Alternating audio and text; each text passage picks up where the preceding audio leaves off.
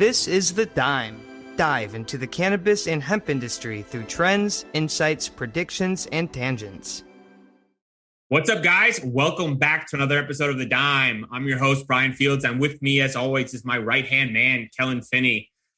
And this week, we've got a very special guest, Sam Richard, Executive Director of Arizona Dispensaries Association. Sam, thanks for taking the time. How you doing today? I'm doing very, very well, and so grateful for the time to speak with you guys and all your listeners. Thanks for the invitation. Yeah, we're excited to dive in and hear about Arizona. Kellen, how you doing today?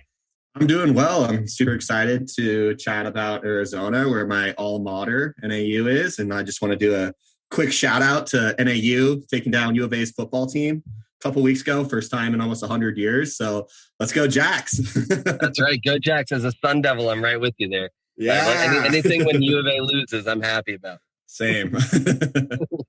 By this time comes out, hopefully there's not a monumental loss that everyone's like, what are these guys talking about? But we can always clip that in for you boys. All right. So Sam, before we kind of dive into Arizona as a whole, I would love for you to tell us a little bit about your background. Yeah, absolutely. So I was born in Minnesota. So I have some of that, Midwestern roots in my system, but my parents moved when I was pretty young because you don't have to shovel the sun. So Arizona is all that I know. And I get cold when it's 50 degrees outside now. So it's that's the background. But my route to cannabis was through legislative action and policy. So I'm a former contract lobbyist and did quite a bit of work in state level politics and policy here in Arizona. And as the group behind Prop 207 came together, I joined the team as the executive director of the trade association in the state with all the licensed owners, and kind of that represents the broad-based regulated cannabis ecosystem here in Arizona. And have been a part of that ride for about 2 years now, and absolutely love every minute of it. For those of you who work in the cannabis industry, you know that there are as many downs as there are up, but Arizona is just a really great place to be in the cannabis industry. And I'm grateful for the opportunity to work with this board of directors, with the association, and our fantastic group of members. Yeah, and I'm excited to kind of learn more about those areas. So let's take us back to the beginning. Before you got into cannabis, was there a single moment when you were in your day-to-day life where you realized, I want to dive headfirst into the cannabis industry? Yeah, so some of the work that I did previously was around social policy on left of center issues. So a lot around environmental justice, criminal justice reform, immigration justice, which is a huge issue here in Arizona. And through that, I think I was really introduced to the intersectionality of cannabis policy that, I think that a lot of our conversations in the industry kind of treat cannabis as its own thing that's separate and apart from the rest of society. And I think that one thing that will help the long-term success of the regulated cannabis in America is an understanding that cannabis has been inextricably linked to society for tens of thousands of years. And it shouldn't be extricated from any section of policy. And I think that was something that really kind of fueled a lot of my initial interest.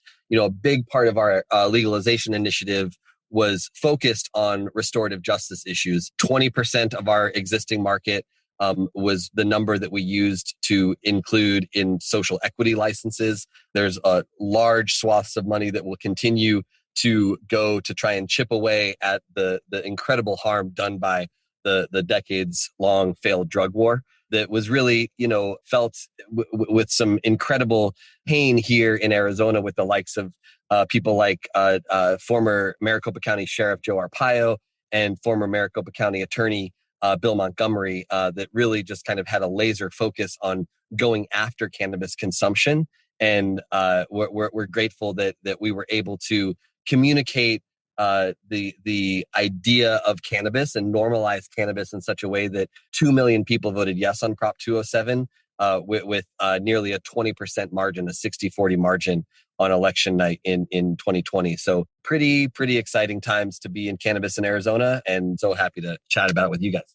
So let's kind of take a step farther down there. Arizona Dispensaries Association, can you kind of share a little bit how it works? Yeah, absolutely. So we are a fairly typical trade association that you might find in any other industry, where we gather around, the proverbial table, sometimes Zoom, just because of, pandemic, and we're a statewide association. But we come together a couple of times a month to talk about legislative issues, compliance and regulatory issues, as well as make important business connections and kind of network amongst peers. So there are quite a few different associations along the spectrum in the cannabis community. Our focus is on the ownership of the licenses and the independently operating sub-licensees. And we can talk kind of more about the machinations of our market, but we are vertically licensed, but not necessarily vertically integrated like a market like Florida. So we actually have the ability to have a very robust wholesale market while at the same time having vertical ownership of that license and all of the expressions of that license underneath. So we are kind of the gathering place for the owners and operators of the dispensaries, the cultivations, the processors and manufacturers across the state.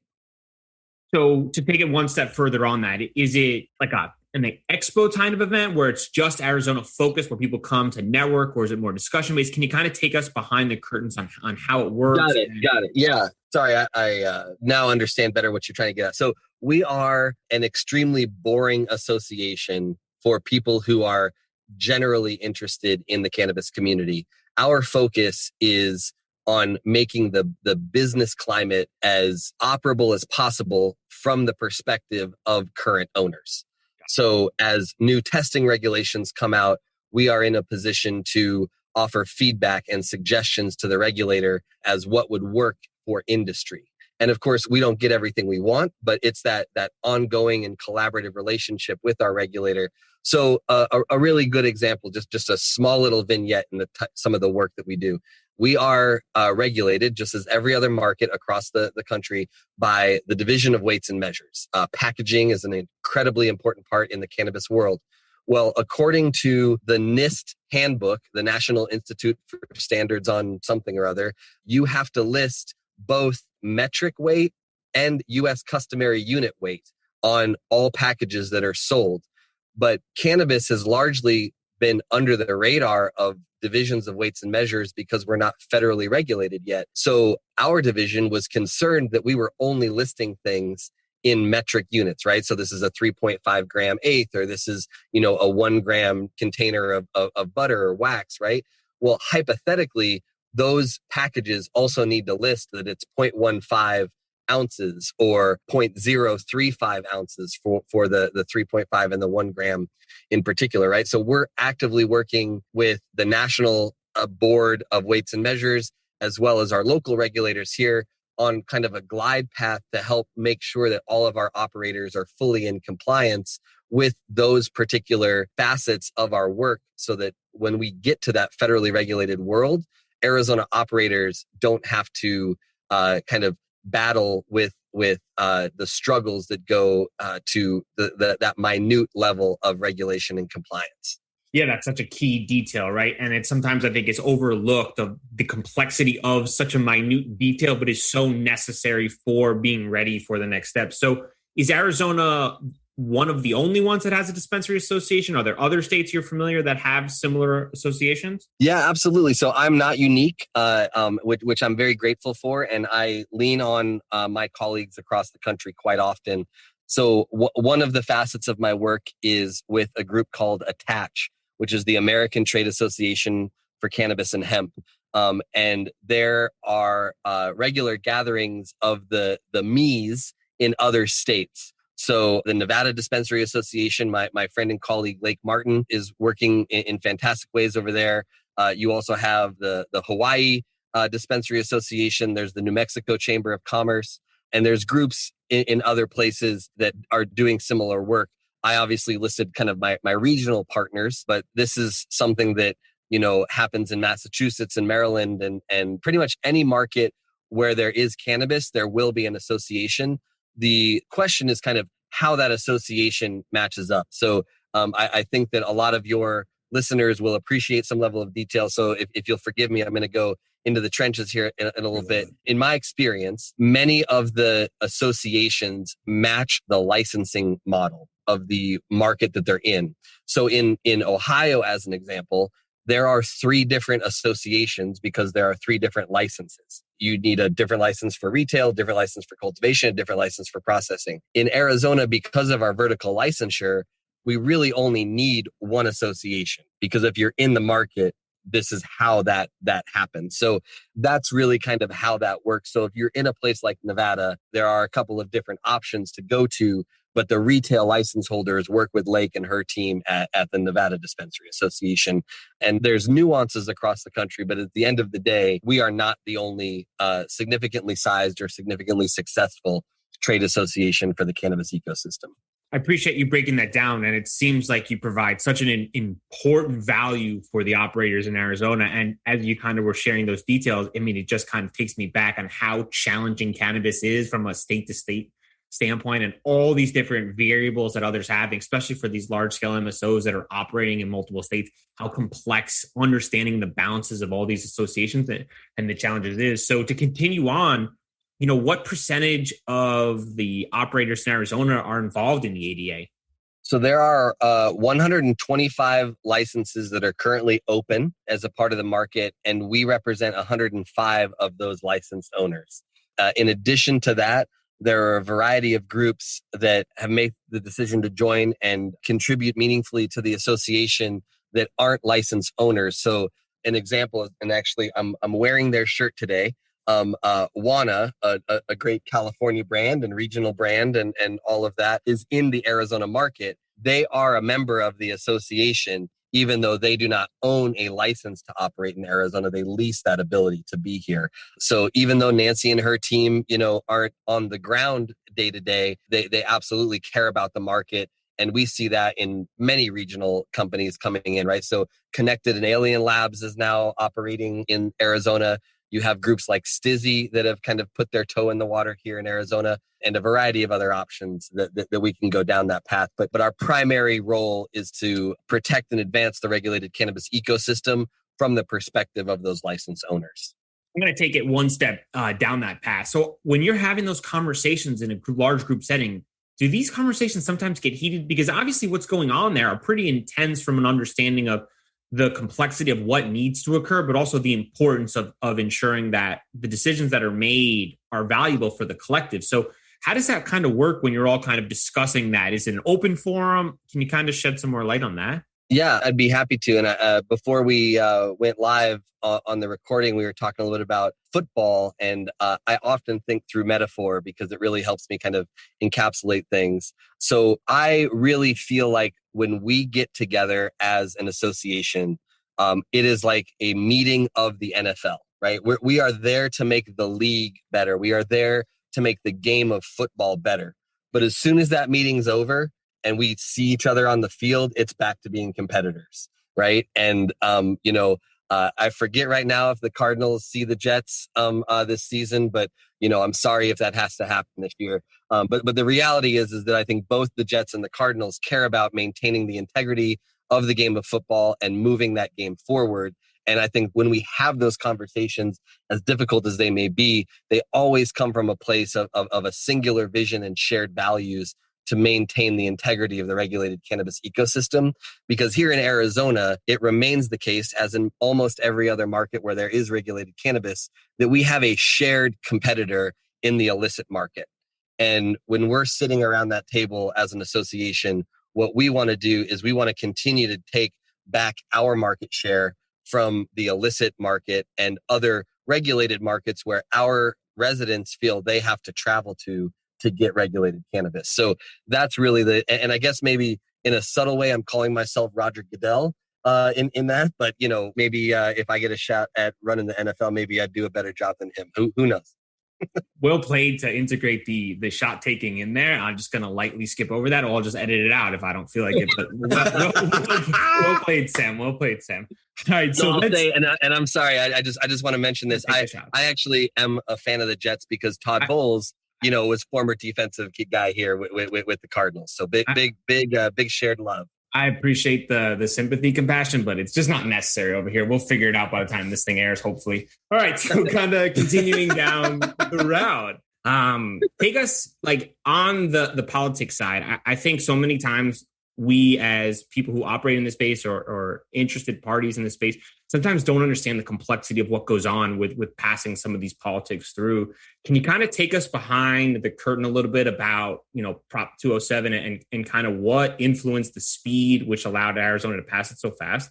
Yes. Yeah. So, and I think by passing, you mean kind of getting up to speed or opening the market. So I just want to make sure, is that what you're looking Correct. at? So we passed. Okay, great. So, I think in general, one of the guiding kind of maxims in politics and policy for me has been that well-worn quote that politics is the art of the possible. And to go all the way back in history, Arizona actually had a medical marijuana citizens initiative on the ballot in 1996, the same year that California did. What we also shared with California is that voters of Arizona approved that measure in 1996. What was different in Arizona than in California is that our legislature invalidated that citizens initiative with their first act in the following legislative session. So Arizona could have had just as mature of a market as California, but our legislature at the time was not in full approval of the idea. So we have had this long battle around cannabis policy in Arizona that stretches 25 years. And through that, we have learned what Arizona voters and the general public in the 48th state kind of has an appetite for in terms of the cannabis community. So we are what some investors and some observers of the market might call a limited license state. But one thing that I like to remind people is that we actually heard loud and clear from voters, both in 2010, when our medical cannabis initiative was passed, and in 2020, when our adult use initiative passed, that our voters did not want us to become Oklahoma when there is literally a cannabis retail shop on every corner. So our voters wanted a limited license state, and we responded to that in kind. At the same time, there needed to be a direct and focused effort to restore the harms of the drug war. So that was why our initiative in 2020 was so balanced between industry and restorative justice. And I think you saw that in the overwhelming response at the ballot box in terms of kind of what you may think is kind of a general partisan split. We completely blew any of those assumptions out of water.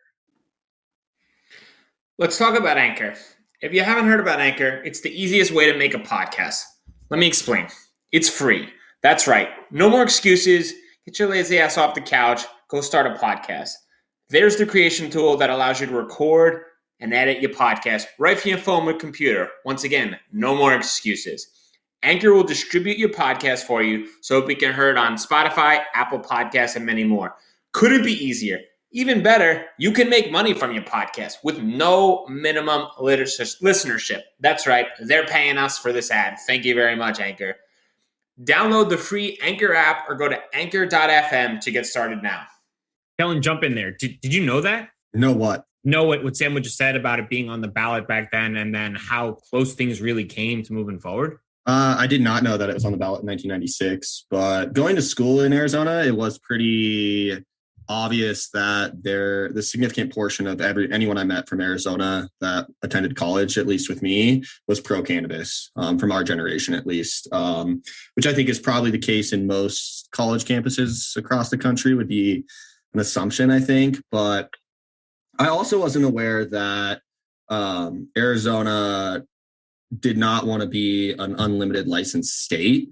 Sam, could you walk us through exactly how that was explicitly communicated on the ballot in terms of the options? Yeah, so it wasn't necessarily an option on the ballot, but through focus grouping and polling and kind of the due diligence that you do prior to launching the language of an initiative, it became clear to us that if it was kind of that, for lack of a better phrase, I'm sure I'll get a call from someone in Oklahoma after this airs, but the free-for-all that a market like Oklahoma represents wasn't something that we found that would provide a winning path in Arizona. So that was kind of where I was going with that, politics being the art of the possible, is that, we're in a position where we as an industry who would largely be funding the initiative wanted to make sure that the investment into running a political campaign had the highest likelihood of success. So responding to the voters' pushback in that way was something that we responded to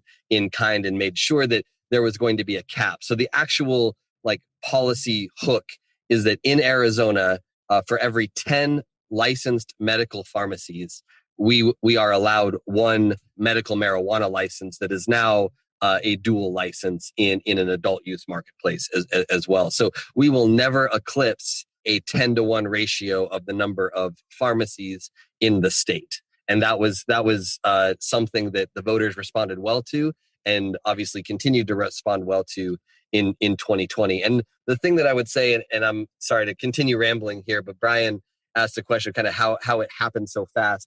One thing that I think people often forget about Arizona is that we have been a medical market since our voters voted on it in 2012. The first transaction happened on December 8th of 2012. And so almost a decade, we have been operating and establishing a relationship with our regulator. And the initial awardees for the adult use marketplace were those same operators that have been operating as a medical market.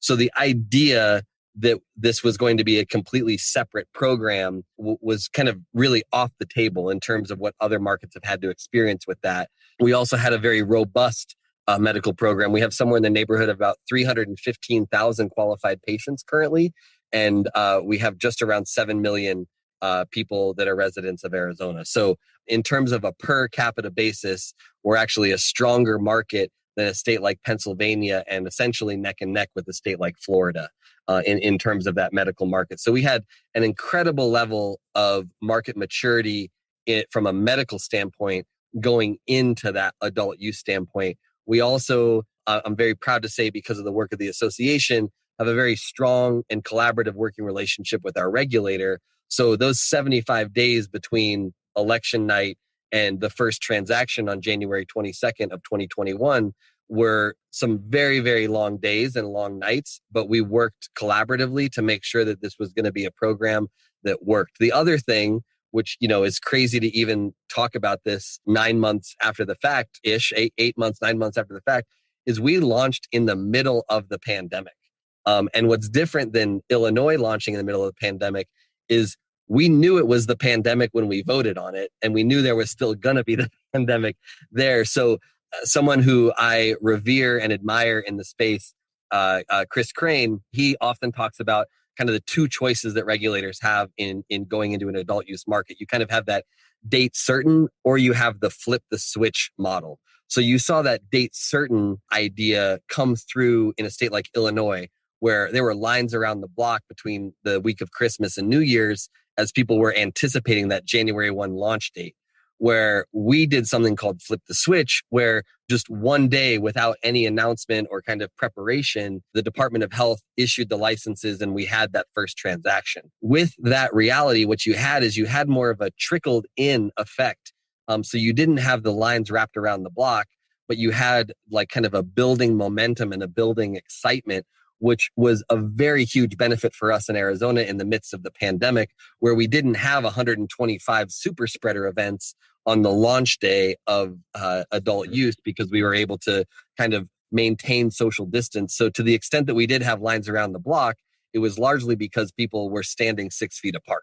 Makes sense. I want to go back to one other thing that you said in terms of how you guys drafted the bill. So how much input did you guys take from other states, right? Because I know, correct me if I misspeak here, but the model that Arizona followed sounds very similar to the model Colorado followed in terms of limiting the license and like a slow rollout, versus a state like Washington, where anyone who had enough money could come and buy a license. So the success of those two markets, is that something that influenced how the language was written when you guys first drafted up Prop 207? Yeah, like a good improv artist, I'll say yes and. So Colorado and Washington were absolutely models, but so was every market that was in existence. I mean, I think, this is kind of like business school 101, right? Like first to market isn't always best to market.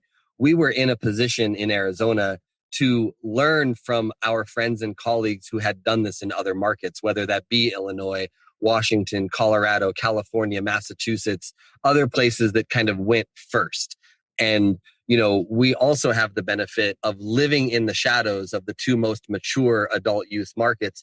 So we saw what we liked out of the California model. We saw what we liked out of the Colorado model. And we kind of went through the buffet line of what we thought was good policy and kind of crafted that art of the possible, right? What we thought would have a high degree of success at the ballot box, plus something that would be good for industry, good for community, and really good for the overall reintegration of cannabis as a daily part of society, as it was a long time ago and will be again very soon. I think that's so important that you shared that. And like, that's how I like optimistically dream that politics are. And it's so great to hear that that's how your team kind of went through the process, because we've heard from so many other sides that other states kind of take a different approach. And it seems like they take a longer route intentionally for negotiations or politics, whatever it is. And it seems like your team had a really strong understanding of exactly where it needed to go and was willing to kind of be fair to meet in the middle ground because you wanted to get it done. And I think that's really commendable. And I definitely tip my hat to that. So let's go back to that story you shared about having that January date for the flip the switch. Was that the original target date when you sat down with all the parties to try to work through all the issues? Was that the original target date, or did you have a different one in mind and it was more of a moving range? Yeah, that's a somewhat complex question. I think depending on who you asked around the table, election day was November 3rd. I think there was a big contingent of folks who wanted to open up the adult use market on November 4th.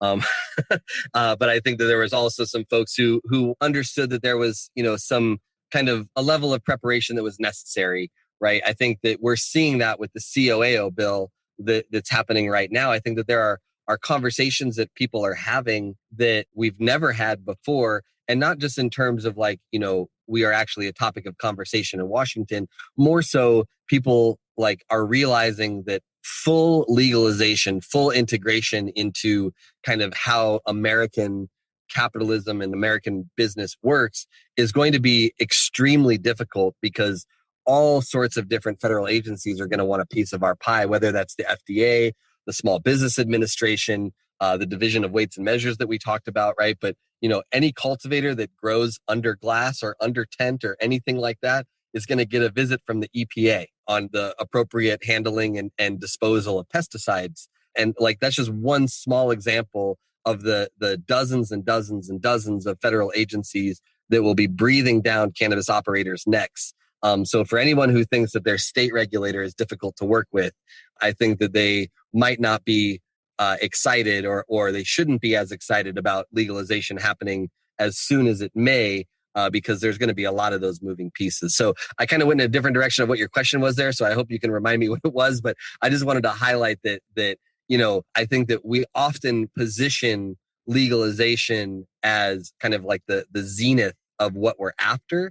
And I believe that is kind of the overarching goal that we should be aiming toward, but we have to do so with a level of understanding that it's not as easy as we might think. So I was not in that November 4th camp is what I'm trying to say. I thought that a few extra months, a few extra weeks to kind of work out the kinks would be helpful, because it wasn't just new for our operators, it was new for our regulators, right? We were not just a medical market, but we were a medical market with significant personal privacy protections that did not transfer over to the adult use marketplace. So there's a lot more transparency, an increased line of sight from the Department of Revenue into the Department of Health Services, where our members are licensed through. So that there's a lot of those kinds of little things that you might not have foreseen that really what was the significant bulk of that work in that 75, 80-day period where we were kind of putting the pieces together.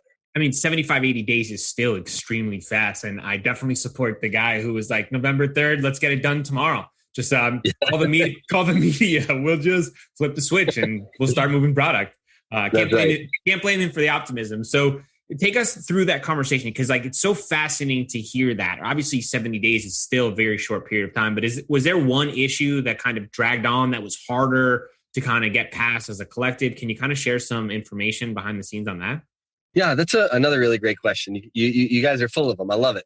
So the idea here, it was more of a shift in mindset, and change is difficult. Change is hard, whether we're talking about personal issues or professional issues, right? But, the idea that cannabis communities and cannabis culture really wrapped itself around the idea of a medical product in some ways hampered some of the conversation or some of the ease in that transition conversation to an adult use marketplace, because some regulators and some kind of pieces of the ecosystem approach adult use cannabis separately from medical cannabis in terms of the product. One thing that we benefited from was a shared understanding across all parts of the ecosystem that cannabis has demonstrated therapeutic benefits regardless of a medical or an adult use designation, in a very similar way to something like ibuprofen, right? There was a time where if you wanted Advil, you needed a prescription from your medical professional. And now there is a shared understanding in society that we have enough information about the benefits and use of relatively simple pain relief therapy that you can participate in its consumption without the oversight of a medical professional. So helping regulators understand that that's essentially what we are doing here, right? Helped them realize that, there were very few pieces in the supply chain where we needed to segregate product between adult use and medical. And in the Arizona program, there's only one point in the program where that is separated, and for only one type of product, which is something that really, I think, makes the Arizona program unique. So cannabis is cannabis up until transaction.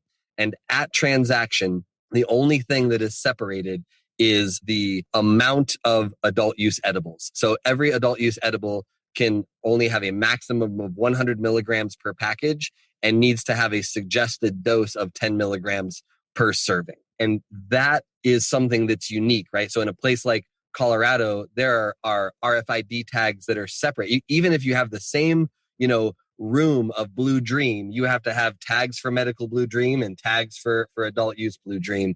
In Arizona, that product is not segregated until point of sale. And that shift, I think, is something that really helped streamline the move to a wide open marketplace. That's really smart. The lack of doing that is probably what causes these states on the East Coast, New Jersey, New York, to take so long to come online. Yeah, it was easy, Brian. Come on.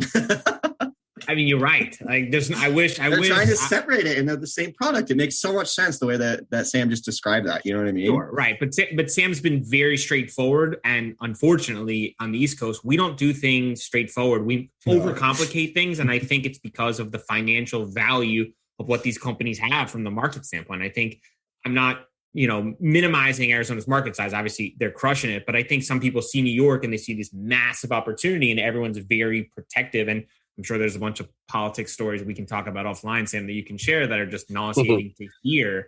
Yes. But it's also the truth, right? And at the end of the day, like, that's how, unfortunately, these things work, and there's just really nothing we can do about it. So, sorry, I just want to add one other thing, because I want to make sure that I'm not papering over the complexity. I think that one of the things that's important to note is that identifying the medicinal benefits of cannabis was important strategic decision by the cannabis movement. And it really helped communicate to an entire population that was reticent to embracing cannabis that was the path forward. But I think one of the unintended consequences of our kind of laser focus on that medicinal language, calling people patients and calling this medicine and that type of thing, it's actually turned out to be a little bit of a barrier in making the conversations around transitioning to an adult use marketplace, largely because people are stuck in that kind of pharmaceutical or medicinal model. And I think as we work to remind people that cannabis was a normal part of society prior to the 20th century, and reminding them that we can get back there, is a big kind of shift in thinking. Once people see that it can be a normal part of your life, that you can take a heavy CBD tincture in the morning and you can microdose with edibles throughout the day and maybe end your night with a nice bowl or, a dab, and have a highly increased quality of life through that regimen, I think is something that will shift the thinking of the broader society. But that's going to take time. Normalization isn't something that happens overnight. No, change takes time. Perfectly said. And right, like, society's got this stigma for so long, and it's going to take a real long time to kind of remove it and remind people that, like, if you can have an alcoholic beverage at a party and it's completely accepted, like, there's no reason why you can't consume cannabis in the same form or different form and still, enjoy yourself in a normal, accepted, whatever way society deems reasonable in certain regards. So let's kind of switch gears. So what's one area about the Arizona cannabis market that most wouldn't know? That's a great question. Oh man, because there's so many, and some of it is this kind of belief that it runs through at like Arizona, just like the mindset. I mean, like we had somewhere in the neighborhood of 115 days over 100 degrees this summer. And when you experience that kind of harsh environment of the desert, you kind of develop this, thick outer layer skin, right? I mean, we were joking about football earlier, and I don't want to make it seem like the current reality excuses the pain of our long and storied troubled history as a franchise, because Santonio Holmes was out of bounds and we should have won that Super Bowl, but that's neither here nor there. The reality is that we have this redheaded stepchild mentality that we always are in a position where we're proving ourselves. I mentioned earlier that we live in the shadow of the two most mature adult use markets in California and Colorado, but it's not just that. I mean, we have the Grand Canyon right here, but when people think about, going to the Southwest to enjoy the outdoors, they're going to the mountains of Colorado or they're going to the national parks in Utah. They're not thinking about, the incredible landscape that we have here in the great state of Arizona. And that transitions into cannabis, where I'll put up some of our craft cannabis up against some of the best stuff coming out of the Emerald Triangle, or even some of the best indoor, whether it's Jungle Boys or Cookies out of Southern California, right? But I think what is different about Arizona is our overall market isn't yet matured to having a significant level of quality as the baseline. So we have operators that are hitting, they have dialed in genetics and they have amazing SOPs when it comes to cure and all sorts of great stuff. But our general market, like whenever we have a great extractor, like come up to the ranks, a California operator, a Colorado operator poaches them and they move. So we're always kind of in that place where we have to earn the right to be heard and earn the seat at the table. And I think, now that pandemic restrictions are lifting, hopefully people will come out to Arizona for whether it's the Phoenix Open or just a great hike in Scottsdale. And I would love to, any of your listeners, if they want a personal tour of some of the best cannabis in the country, give me a ring and I'll take you around to my favorite dispensaries. I hope you don't broadcast your number. That might be a really dangerous thing because you've got people hitting you up on the regular. But hey, Sam, I'm in Arizona. Let's go for it. That's my job.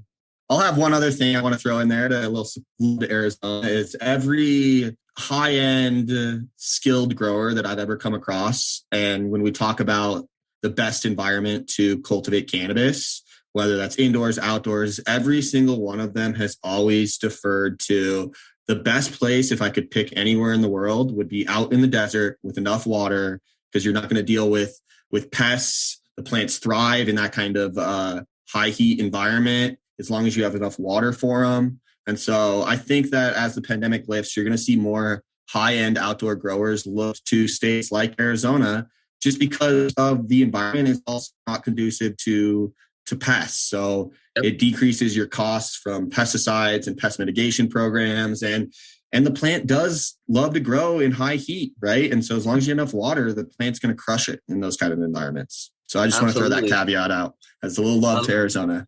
I love that. Thank you. And, where you went to school is a great area to do some of that outdoor cultivation. I mean, some of the best living soil cannabis in Arizona comes from Flagstaff and the surrounding area. So, because of the climate in kind of central and southern Arizona, quite a bit is either grown under tent or grown under glass or grown fully indoor. But we absolutely have climates within the state where some great full sun living soil cannabis can be grown. And I know you cautioned me against it. I won't give out my cell phone number, but if you can find me, I would be happy to share any cannabis with any of your listeners that come through Arizona. That's awesome. Also, Flagstaff has mountains too. People never remember that Arizona is pretty diverse. It's got mountains and there's a ski area there. So, yeah. So Sam, touch on some of your continuing education in the cannabis space. I think on another podcast that I listened to in the space from Chris Walsh and the team over at MJ Biz Daily, that he mentioned recently that every 6 months in cannabis is like 2 years of experience in any other industry. And I think that people have different versions of that, calculation. I've heard somebody equate it to time in Vegas, where every day is like a month. Um, you know, Amen. but yeah, but the idea here is that, I mean, just even a couple of months in the space is professional development enough. But I'm really proud and really honored to be a part of the inaugural class of a certification called Gangier. And it's a great group of people that were brought around a table to be the instructors of that. So Colorado's own Nick Tannum, Nick T is one of the instructors there. Recently passed luminary in the hash space, Frenchy Cannoli, is one of the instructors. A guy named Patrick King, who goes by the Soil King, one of the leading voices in natural and regenerative farming, is part of that. And it's really just an idea to elevate premium cannabis and create kind of a singular system of talking about quality. So it's modeled after the sommelier program for wine. And, every time I roll a J at this point, I'm doing, like 20 different questions around the assessment of aroma and flavor and appearance and effect, and creating a library of that. And I think that's something, that you see in chocolate, you see that in coffee, you obviously see that in wine and other spirits. So I think that cannabis is one of those kind of consumables that hasn't yet had that shared system of assessing it, other than, oh man, this is fire, oh, that's straight gas, right? I think, kind of improving our lexicon and improving our understanding of how to describe cannabis is something that I'm really excited to be a part of. So I'm not yet fully certified. I'm actually going back up to Humboldt County next month to finalize my certification, I hope. But it's something that I would encourage those of you who are connoisseurs and otherwise kind of care about that elevated quality of cannabis to take a look into. Gangier, just great program. That sounds awesome. And I think that's like when people come to us and they say, hey guys, I want to be in cannabis, but like, I don't have enough money for a dispensary. What do I do? I think these concepts that you're bringing to the table are such needed in an industry that needs advancements on so many levels. And, it takes creative thinkers like yourself who understand the importance of kind of positioning cannabis differently than it's currently being discussed. And that involves kind of furthering education. And I'm excited to kind of hear how it goes. And I'm excited to kind of have you teach us a little bit more about that. So we'll have to have you back on and kind of take us through the process. And maybe we do that one on video. Yeah, absolutely. And the other thing that I would say too is any of those folks, I'm sure, would be more than happy to talk to you about the program. I'm just a participant, but you have guys like Kevin Jodrey, who is just an incredible leading voice in building a genetics library. And he is just like, if I could just listen to him 24 hours a day, I would be okay with it. He's an amazing luminary in the space. And that's the other, piece of just in general is kind of observing and appreciating and celebrating cannabis at every point in the supply chain, from seed to experience. I think we often talk about from seed to sale, right? But the sale is just the start of the experience when somebody brings that home. So it's a really exciting time to be in cannabis, and I'm just count myself lucky to be a part of that program. So since you've been in the cannabis industry, what has been the biggest misconception? That cannabis is different. I think that's a theme in my work with the association, and something that I'm eager to invite people to consider. Obviously, things that make cannabis different and make cannabis unique. But in terms of industry, in terms of kind of how we operate as business entities, frankly, the only thing that separates us is the kind of gray space that we live in, that federal illegality at the current moment. But every other industry that is licensed to operate has consistent headaches with their regulators, has an ongoing working relationship to adjust laws and adjust regulations so that their operators within that ecosystem can be compliant and successful in the marketplace. Every other industry deals with employee issues, disgruntled or happy, or et cetera, et cetera. I think what the overarching thing that is different about cannabis is that everything is harder because of the place that we live in federal regulation. But once we approach the kind of second stage of cannabis adoption in the regulatory ecosystem, I think that folks will see that, cannabis business can be just as boring working in finance or working in, the hospitality industry or, being a classroom teacher. And in a weird kind of, counterintuitive way, that's a goal of mine, is to work to make working in the cannabis industry boring. It shouldn't be exciting to find health insurance either for yourself or for your employees. We have bud tenders that are making, decent money who can't sign for a car loan because the bank doesn't like where their paycheck's coming from. And that kind of injustice for the 25,000 employees that work in the Arizona cannabis industry is something that I want to move beyond. So you're asking very simple questions, and each one I take on like a half an hour journey. So I don't envy your editing time, but I'm really grateful for the opportunity to dig deep on this. No, I think it's important, and we like when you're diving into the details, because I think that's where the true understanding comes. And I think sometimes people forget that, someone who has a normal job at a dispensary working as a bud tender, like, shouldn't have those type of issues you shared. I mean, they should be able to be treated like a normal citizen in society. And you're right, this is just another layer of challenges. And unfortunately, it's certainly where we are.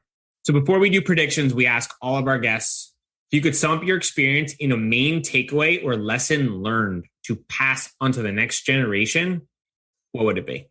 Smoke weed. But I also think just generally too, I think it shouldn't be special. It shouldn't be a spike in the ratio. Kind of as we were talking about it, my goal is to have sharing a joint at the end of the workday just as normalized as sharing a glass of wine or getting happy hour with a couple of buddies. I think that is my hope, is to make cannabis as integrated to daily life as any other activity. Whether you're driving to the store, driving to the bar, driving to the dispensary, it shouldn't raise eyebrows. It shouldn't be something that's special or controversial. The only thing that's controversial is like how many Girl Scout cookie strains we have. That needs to be changed. Those need to go away. But that's a personal feeling. All right, prediction time. We've talked about it a bunch today. Arizona voters approved the sale of adult use cannabis in November, and roughly 72 days, I think you said, by January, providers were able to begin sales. Sam, what state do you think will follow Arizona's quick model of flip the switch next? Okay, I want to say the rest of them. That's my answer. And the reason why I say that is I think that as regulators in the kind of the dark caves of federal government see what happened in Arizona, they are seeing what is happening in the Northeast. I think that they've made a choice that Arizona is the model for the country. So I think that the next state that will be open to all regulated cannabis will be the balance of states that do not yet currently have a program. Those states will flip the switch because they're going to skip the line of that medical market and just go straight to an adult use marketplace. So whether that's a state like Texas or, another big kind of central state that has yet to kind of enter into any regulated cannabis system, that's my prediction. So let's see that come to fruition in the next 12 months. Well, have me back and we'll see how wrong I was. Texas is a good guess. Texas off the board. Kellen. I was thinking about this and I was trying to think of a state that kind of fits the same environment or ecosystem that Arizona was operating in. And my thought is as this. I think that within the tri-state area, we're talking New Jersey, New York, and Connecticut, I think that based on the proximity of those states and how highly competitive those state governments are going to have to be to capture their tax revenue from having an adult use cannabis market, I think that that's going to force one of the three into following the Arizona model as a way to try to undercut the other two states. And my guess is, and you haven't heard a lot of news out of this state, or at least I haven't, is I think it could be Connecticut. And I think that New Jersey and New York have this ego thing going on where they think they're better than the other one, and they're going to try to turn it on before and steal some money. And it's all about like, well, you can just cross the bridge and do this. But I think like quietly over there, Connecticut's like taking notes, and they're going to be like, we're going to follow Arizona and we're just going to beat all these people to market. And now we're going to take New Jersey and New York revenue while they all argue in a fancy room with wooden and leather chairs. What do you think, Brian? Did I take your state? No, I was a little nervous though. I saw your face. I was a little nervous. Your face. Your breakdown was really close to where I was thinking. I am in the East Coast, and it's funny, right? Like I don't think of exactly which place I'm thinking until after we enter the conversation. And my first thought was Texas, and then I was shocked that went off the board first. My second one is Pennsylvania. I think everyone is flooding into that state, and we see all the biggest operators are there. And I think, money moves politics. And I think when they see the same thought process, New York, New Jersey, Connecticut, Rhode Island, they've all legalized that. I think Pennsylvania goes fast. And I think they end up being the next flip the switch, because the governor, and I'm going to butcher his name, John with the beard, Fenty, man, something that I won't be able to pronounce correctly. He's a big proponent of legal cannabis. And I think he'll communicate what's going on. He'll get the support based on the backings of the lobbyists. And I think they'll be the next to flip the switch. That's a good guess. They have like the 5th largest GDP in the country from a state perspective too. So there's a lot of money in that state too. So I imagine that they can utilize that capital to influence decisions and make things happen a little quicker potentially. And all the big operators are already there. Truly, they're all moving as quickly as they can and buying up real estate in that sector from a medicinal perspective. For a reason. Yeah, totally. 100%. Cool. So Sam, for our listeners that want to get in touch and want those personalized tours, where can they reach you? I love that. So we're on the series of tubes known as the internet on azdispensaries.org.